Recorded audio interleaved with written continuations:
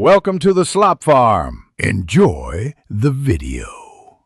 You start by disarming the ADT system at the keypad so you won't trigger alarms.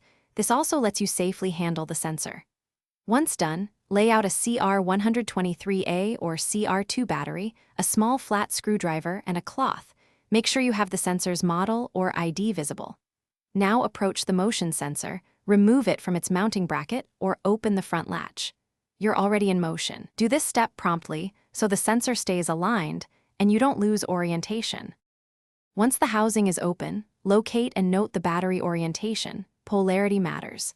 Carefully pry the old battery out, don't force circuit clips, and clean the contacts with a soft cloth to ensure solid connection.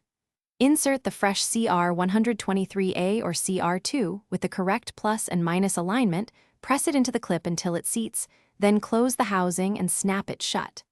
After remounting, trigger the sensor by walking through its pattern to confirm motion detection. This verifies power and alignment without going back to the panel yet. Now perform a proper walk test from about 6 to 12 feet across the sensor's field. Watch the keypad for a triggered event or LED blink so you know it reports.